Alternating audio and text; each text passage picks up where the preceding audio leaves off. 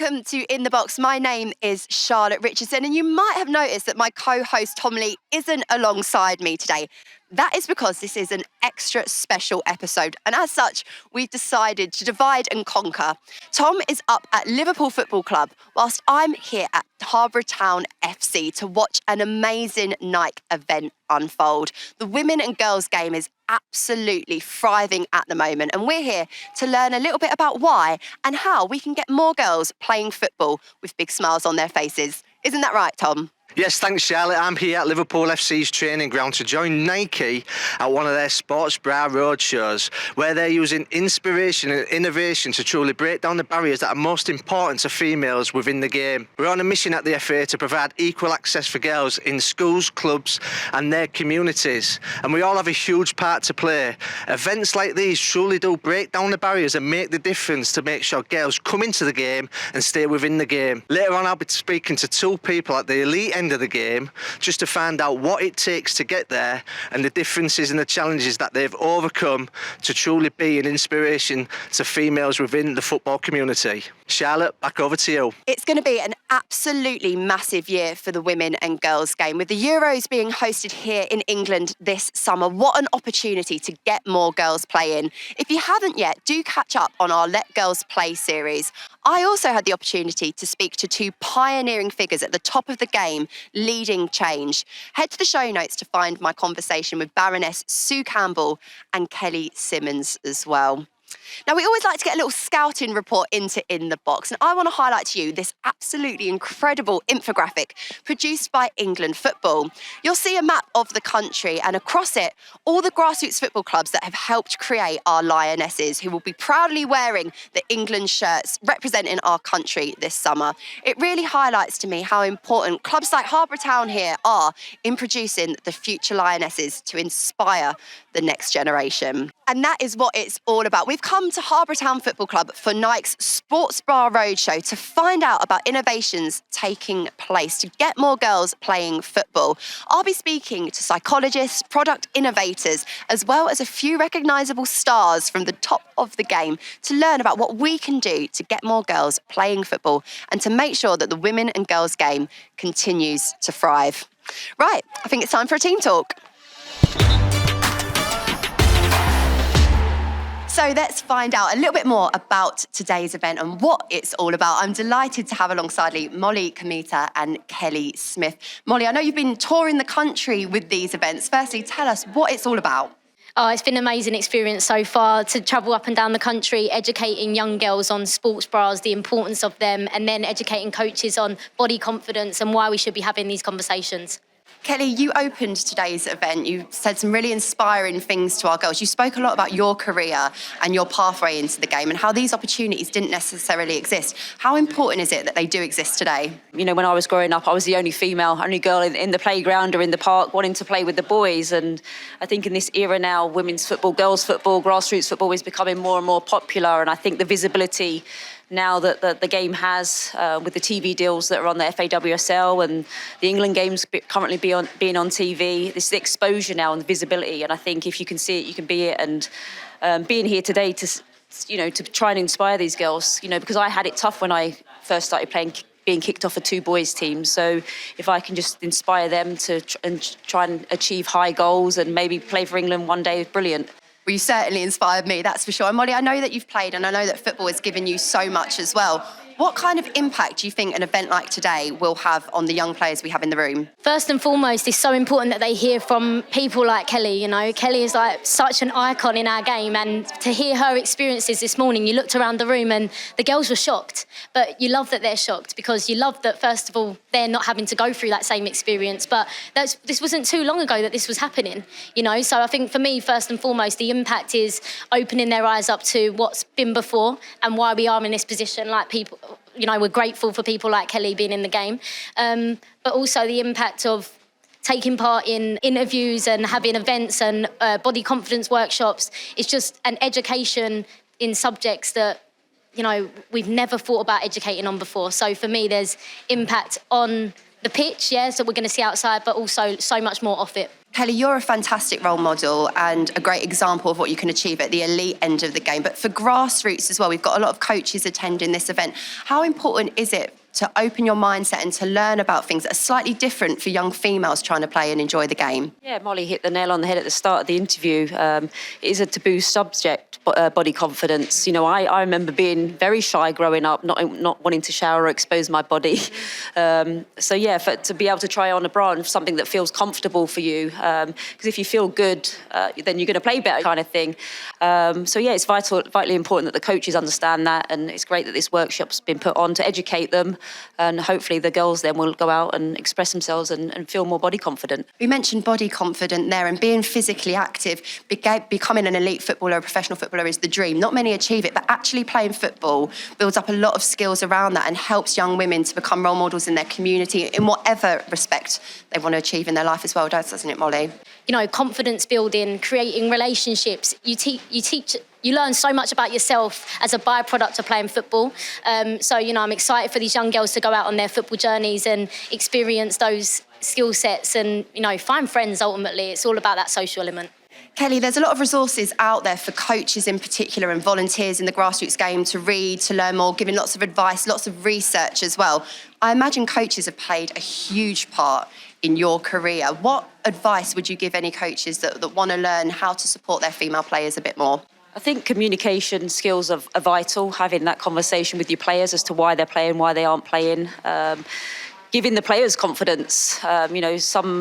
Some young players don't have a lot of confidence, so it's trying to inspire them and big them up for them to go out and perform. I think coaches have a very big impact on players' lives, not just on the pitch, but off the pitch as role models. And I certainly had a couple of coaches that I looked up to in Tony DeChico, who won a World Cup with America. The way he managed me was fantastic off the pitch with my injuries. It's a big emotional part of the game. So if you can get your players on side and believing in themselves, then that's an absolute bonus. On In the Box, we like to ask some quick fire questions. I describe them as quick fire, but they're often not, so take all the time you need. Mollie, I'll come to you first. Why does football matter to you? So many reasons. I think football matters to me because it's genuinely changed my life, and I don't know what I would do or what career journey or what path I would have taken without football. So for me, it's important and it matters because it's changed my life, and I hope it changes others. I was born to play football. It's in my blood. I love it. I'm passionate about it. And it's given me opportunities to make friends, travel the world with friends, doing something that I'm absolutely passionate about. Right, Mollie, I'll let you have a little bit longer to think about this one, so I'll come to Kelly first. What's the best thing that football's taught you? The best thing that football's taught me is about resilience, never giving up, being told that you shouldn't play the game, you can't play the game because you're the wrong sex. I think if I would have listened to that, I wouldn't have been standing here today, playing for England 117 times, playing for my club that I supported. So that resilience and that belief in myself, to never give up and just do what you want to do and do it with a smile on your face. Love that. Mollie, how about you? Football's taught me to own who I am as a person, and, if you love something and you believe that that's your thing, regardless of if you end up playing it to the highest level or it guides you on your journey, for me, it's just, it's taught me everything I know. So that for me is what it's taught me. Got goosebumps on that. Love Two that. incredible answers. You've nailed it. The final one for you, and Mollie, I'll come to you first. Now, this is an opportunity to perhaps shout out someone that's a bit of an unsung hero, someone that's had an impact on you.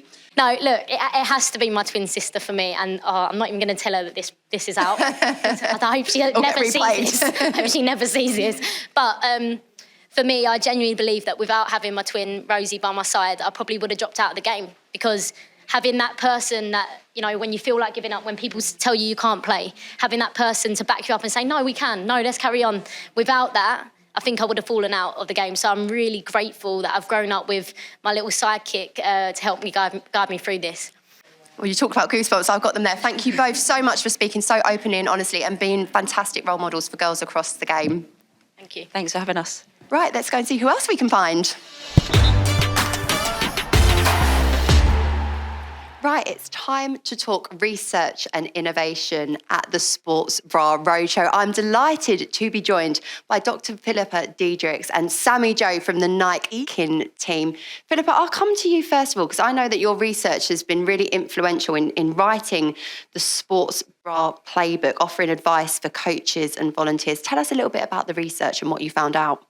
So when we did research looking at what influences girls' participation in sport and why so many teenage girls are dropping out of sport, they mentioned a number of factors to us in terms of pressure from coaches and from other people in terms of their performance, conversations that happen in the change room and on the pitch around the way that they look. But one of the key things that really came through was how they feel in their uniforms and how comfortable they feel. Because if you don't have a uniform that fits well, it's very distracting and you can't get on with the business of playing football. So that's why we came up with the insight that this is something that we really need to do. And sports bras in particular for teenage girls at a time when their bodies are changing and growing, it's a real teachable moment that we can try and help them feel more confident in themselves so that they can enjoy sport. Okay. So first things first, what is Ekin? So Ekin is Nike spelled backwards, and we are product evangelists. We are brand ambassadors. We know the product back to front, inside and out. So that's what Ekin stands for. So building on what Phillippa mentioned there about the importance of sports bras, particularly for young women, tell us about what has gone into the roadshow. So this is a really amazing opportunity for all of these girls who are playing football to get fitted for a sports bra, for some of them the first time. And it's an amazing way to really experience the product and learn about how a sports bra should fit. Because we know that the sports bra is a pivotal piece of apparel that she really needs to wear, especially playing a high-impact sport like football. So we want to make sure that she's wearing the right sports bra.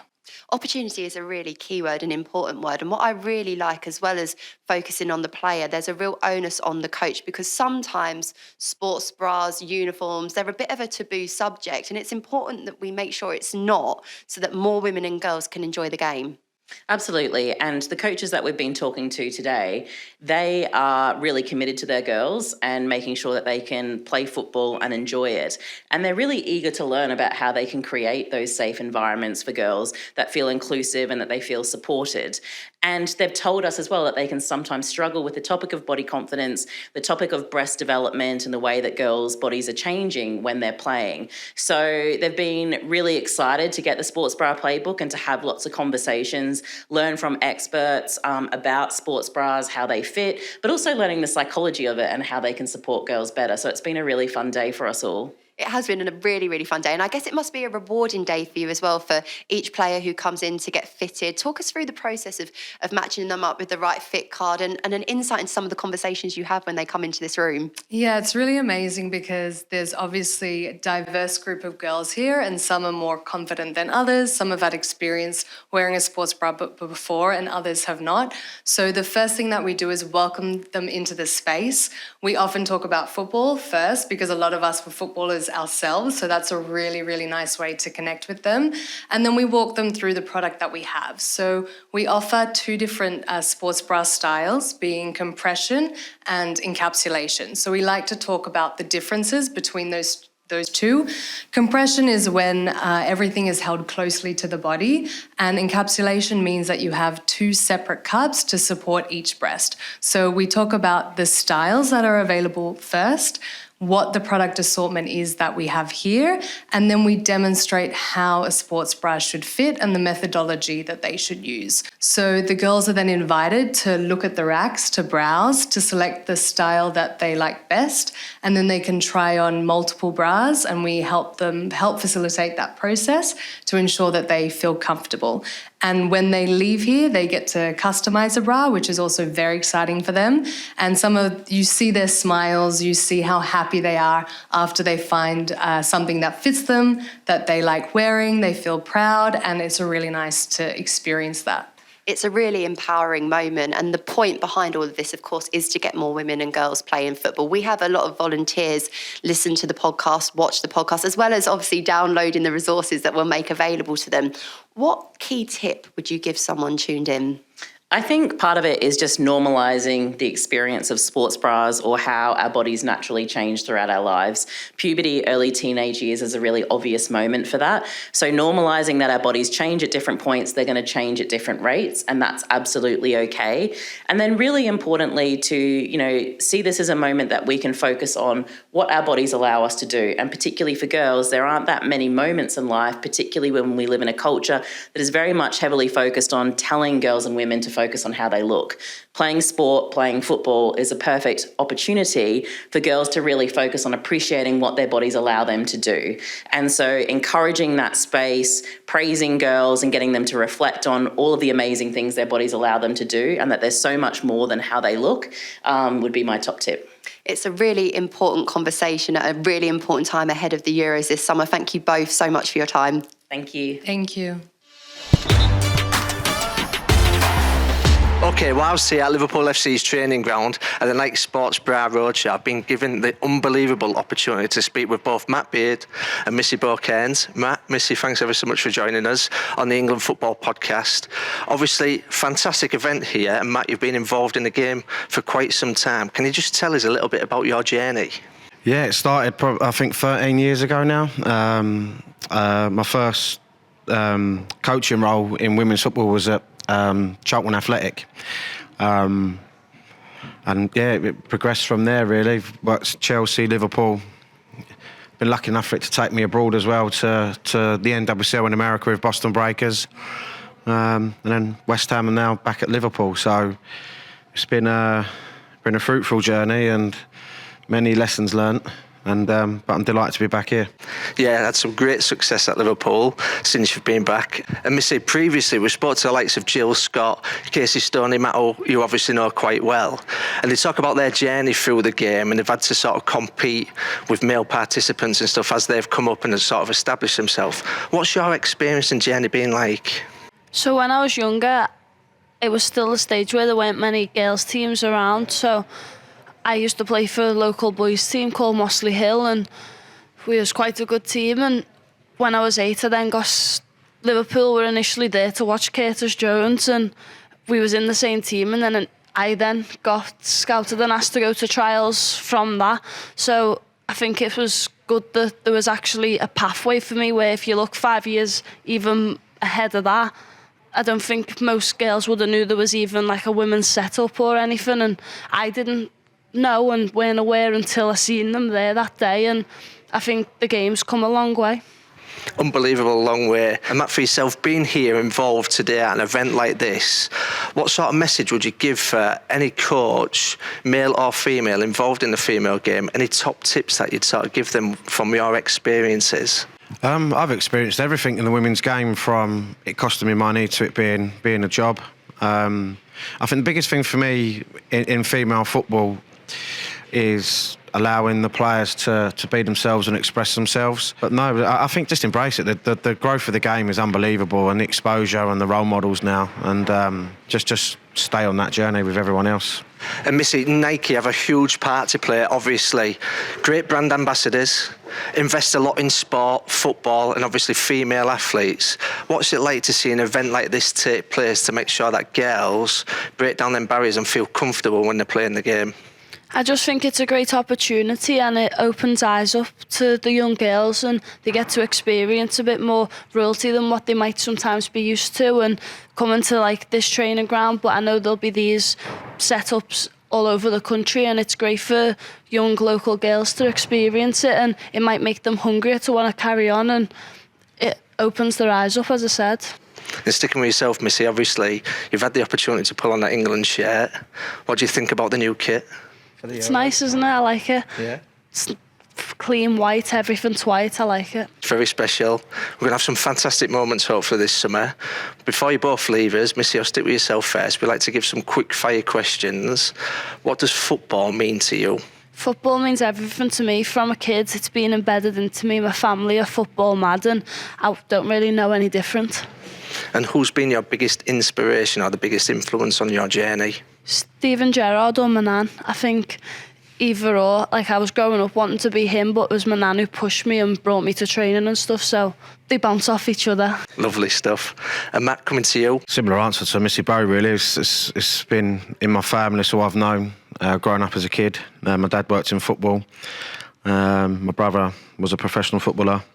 So yeah, it means everything. And who's been your biggest inspiration or motivation through the game? I'm going to say my dad. You know, similar to, again, Missy Bow. You know, when I played, he used to take me training.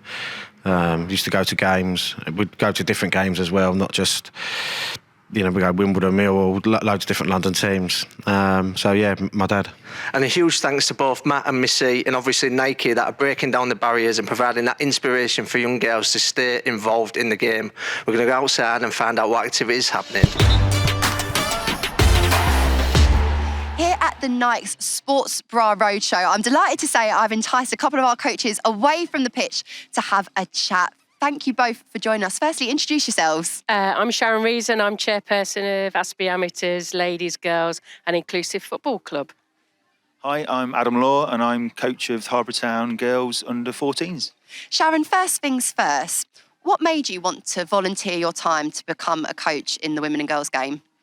I would say giving them an opportunity to play that I didn't have when I was younger, and to just really promote girls and women can be coaches as well as managers and players. I absolutely love that. And Adam, looking at some of the literature and resources that have been provided, I know you had a chat with Nike earlier. Tell us a little bit about the information that you've received as a coach and some lessons that you've taken away from this roadshow. Yeah, it's really made me think about how I act and talk to the girls as a coach, and give them the opportunity to talk about their bodies and to understand what they're going through, really, rather than just us as a coach telling them or teaching them how to play football, but as a person as well, how they might be feeling. As Adam alluded to there, Sharon, there's a lot of things to think about when you're a coach, not only the session, the tactical, the technical, but also elements like how that young person, and in today's case, that young girl is feeling about themselves, their body and so on. Was there anything from the session that you took away that you didn't perhaps know or think about before? I think it's just making sure we focus on like the girls and getting their feedback on what their concerns are, because it is very much we just focus on the coaching and the football. But actually, a lot of girls play football because they want to be with their friends. It's just not about playing sport. Adam, one thing that I noticed in the booklet and the resource that's been provided by Nike, the amount of research that's gone into it is really, really thorough. And there's lots of advice in particular for male coaches, because sometimes this is a bit of a taboo subject. There might be a lot of male coaches that feel slightly uncomfortable. What words of advice would you give to any male coaches in particular to embrace this opportunity to learn a little bit more and to get more girls and women playing football? Yeah, like I said, just think about how the girls might be feeling. It's difficult from my point of view, being a middle-aged male coach, and I've not gone through the experiences that the girls are going through, so it's difficult for me to understand. So from a coach's point of view is get help, basically. If you think it would help, get some female coaches in, or even some volunteers from the parents, just to give the girls the opportunity to have a female to approach if they don't feel they're comfortable talking to a male coach. Sharon, we've got such an exciting summer to look forward to with the Euros. There's going to be a lot of potential footballers out there that want to play, and it is all about, particularly for women's football and at your football club, making it feel inclusive. What tips would you give to any coaches, leagues or clubs listening? A big tip what I would be is focus on getting some of your female adult players actually coaching and being managers. For me, it's about empowering women, and I want the girls to see there's a varied set of role models for them. And I think if we have more women actually managing and coaching, no disrespect, but there's a lot of men involved in the girls' game, and I think we've got to kind of change that dynamic if we can. Adam, it's exactly about that, isn't it? It's about getting the game to grow, to flourish and so on. And the more women and girls we get involved, whether it is being a coach, a volunteer or a player, the better it's going to be for our game. Exactly. And that's what this day is all about, is getting the girls playing football, getting them to enjoy the day despite the weather, and just getting involved in the game, which is what we want. Now, in the box, we have some quick fire questions, which often or not don't tend to be that quick fire, but it gets us thinking and it gets us the opportunity to learn a little bit more about you. So my first question, and I'll come to you first, Sharon. What has football given you? Lots of friends. lots of friends and also confidence to do things I probably wouldn't have done before. Adam, how about you? I've played for a long time, and so from the playing point of view, it's the passion and the fitness, and as Sharon said, the friendship. But coaching is, I think, from my point of view, is being able to pass on that education to the younger players and helping them develop in the game. Next quick fire question. Adam, I'll come to you first. What has football taught you? Respect. That's probably the biggest word out of everything, really. Just respect your coaches, respect your teammates, respect the referee, respect your coaches. It's a really important one. Sharon, how about you? What has football taught you? I would say how much potential some of the young girls have to become coaches that came to us as shy, quiet girls, that actually football can give them the confidence to do so many more things. And volunteers like yourself are often the unsung heroes, and I bet at both your football clubs you've made a huge impact on the players that you coach. But who's been that person for you? Who has made a big difference to you in your football world? I would say actually Maz has probably made a big difference from Harborough, because I used to work with her years ago before either of us were involved in football. So she's been really inspiring. A volunteer that's made a difference on you. How about you, Adam? Probably my coaches when I was younger, just giving me that opportunity to play, and that's what I try and do with these girls as well. Just let them play, let them learn, and let them enjoy themselves. I love that you both picked out a volunteer coach. That's absolutely incredible. Thank you so much for giving up your time. I better let you go over and get back to coaching those girls. Thank you very much. Thank you. Wow, what an incredible day of football. It's been amazing to see so many young girls enjoying playing the game with smiles on their faces. This is a really important subject matter, but it's important for you to know that if you do have any concerns about anyone in your team or squad, you've always got your club welfare officer or your county FA welfare team on hand to support you. There are loads of amazing resources, including the Sports Bra Playbook, which we will link in our show notes below. Making sure that we understand these issues ensures as well that the game is accessible to all, and it makes our beautiful game all that more special. And what an opportunity with the Euros only a few weeks away. A massive thank you to the team at Nike for inviting us to be a part of their Sports Bra Roadshow. It's been incredible to see some of the work going on to support our women and girls game.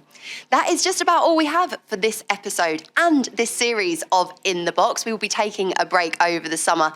In the meantime, make sure that you like and subscribe. And who knows, by the next time I see you, those England Lionesses may be champions of Europe.